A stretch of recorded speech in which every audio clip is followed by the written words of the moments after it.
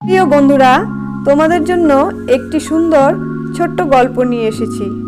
আশা করি তোমাদের ভালো লাগবে।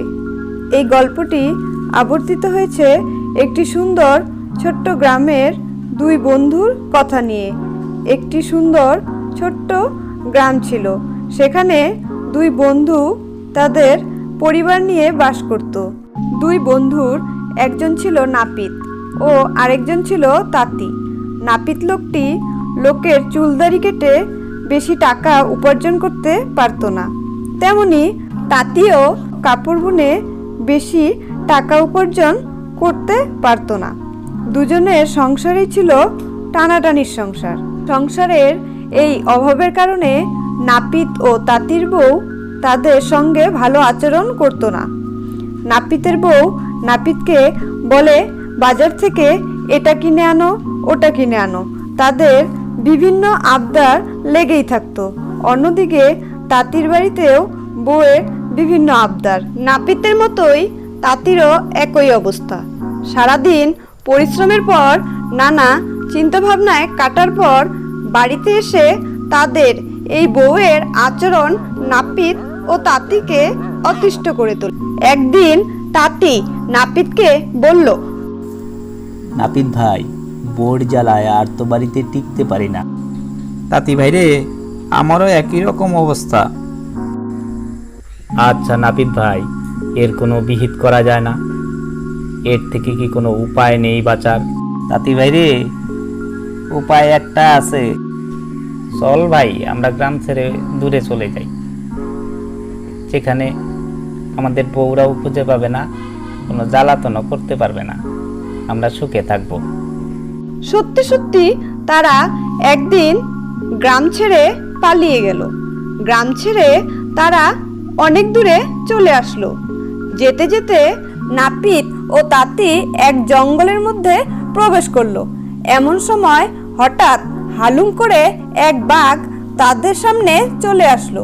তখন তাঁতিও ভয়ে থরথর করে কাঁপছে, আর নাপিত তাড়াতাড়ি করে একটা আয়না বের করে বাঘের মুখের সামনে ধরে বলল, এই বাঘটাকে তো আগেই ধরেছি, তাতি তুই ব্যাগ থেকে দড়ি বের করে বাঘটাকে বেঁধে ফেল। বাঘ আয়নার মধ্যে তার নিজের ছবি দেখে ভাবলো, এরা না জানি কত বড় পালোয়ান, একটা বাঘকে ধরে ফেলেছে আর আমাকেও বেঁধে রাখবে, দড়ি বের করছে। এই ভেবে বাঘ লেজ উঠিয়ে দিল দৌড়। তাঁতি তখন ভয়ে কাঁপছে। এরপর তারা বনের মধ্যে দিয়ে যেতে লাগলো। আস্তে আস্তে সন্ধ্যা নামলো। বনে ঘুটঘুটে রাত হয়ে গেল। বনের কাছে কোনো ঘর বাড়ি নেই। এখানে দাঁড়িয়ে থাকলে যে বাঘের পেটে যেতে হবে তা তারা জানে।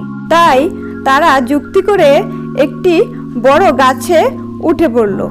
এদিকে হয়েছে কি, যেই বাঘ ভয় পেয়ে পালিয়ে গিয়েছিল, সে গিয়ে তার সব বাঘেদের বলল, সর্দার সর্দার, বনে একটি গাছের তলায় দুজন পালোয়ান এসেছে। তারা একটা বাঘকে ধরে রেখেছে, আমাকেও বেঁধে রাখতে চেয়েছিল, তার জন্য দড়ি বার করছিল। এই সময় আমি এক দৌড় দিয়ে কোনোভাবে প্রাণ বাঁচিয়ে ফিরেছি। তোমরা ওই পথ দিয়ে যেও না। বাঘের মধ্যে সর্দার বাঘ বলল, কিসের পালোয়ান? মানুষ কি বাঘের সঙ্গে পারে? চলো সকলে মিলে দেখে আসি। জঙ্গি বাঘ, সিংহী বাঘ, মামুদ বাঘ, খুতকুতে বাঘ সব মিলে তর্জন গর্জন করে গাছের তলায় এসে পৌঁছালো। একেই তো গভীর রাত, তার উপরে বাঘের হুঙ্কার। অন্ধকারে জোড়া জোড়া বাঘের চোখ জ্বলছে। তাই দেখে তাঁতি ভয়ে কাঁপছে। নাপিত যত বলে, তাঁতি সাহস কর, ভয় করিস না, তাঁতি ততই কাঁপে। তারা গাছের ডালে বসে আছে বলে বাঘেরা নাগাল পাচ্ছে না। সেই সময় সর্দার বাঘ আর সব বাঘেদের বলল, তোরা একজন আমার পিঠে ওঠ, তার উপরে আরেকজন ওঠ, তার উপরে আরেকজন ওঠ, এরকম করে উপরে উঠে হাতের থাবা দিয়ে ওই লোক দুটোকে নামিয়ে নিয়ে আয়। এইভাবে একটি বাঘের পিঠে আরেকটি বাঘ, তার পিঠে আরেকটি বাঘ, এরকম করে যেই গাছের ডালে থাকা তাঁতিকে ছুতে যাবে তখনই তাঁতি ভয়ে উপর থেকে মাটিতে পড়ে গেল। উপরের ডাল থেকে নাপিত বলল, তাঁতি ভাই, মাটি থেকে দড়ি দিয়ে নিচের বাঘটিকে বাঁধতে থাকো, আমি উপর থেকে একটা একটা করে বাঘ বেঁধে আসছি, একটাও যেন না যায়। এই কথা শুনে নিচের বাঘ ভাবল, আমাকে তো আগে বাঁধবে। তখন নিচের বাঘ সেখান থেকে দৌড় দিল। তখন বাকি বাঘগুলো একে একে ধূপধাপ করে মাটিতে পড়ে গেল। ওপর থেকে নাপিত বলল, একটা বাঘও যেন পালিয়ে যেতে না পারে, ভালো করে বাঁধ। সব বাঘ তখন সেখান থেকে নিমেষে পালিয়ে গেল। এরপর রাতটুকু কোনো রকমে কাটিয়ে বন থেকে বেরিয়ে অন্য এক গ্রামে তারা উপস্থিত হলো। সেখানে ছিল এক জমিদার। তারা জমিদারের কাছে গিয়ে কাজ চাইলো।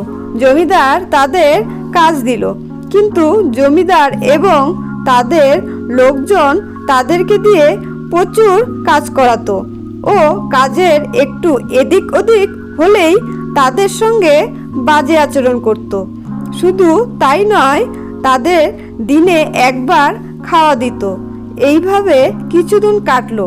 এই অবস্থা নাপিত ও তাঁতির আর ভালো লাগছিল না।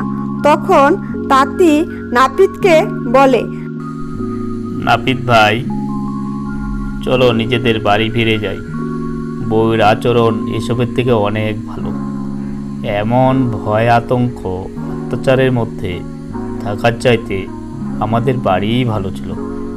এরপর তারা বাড়ি চলে গেল।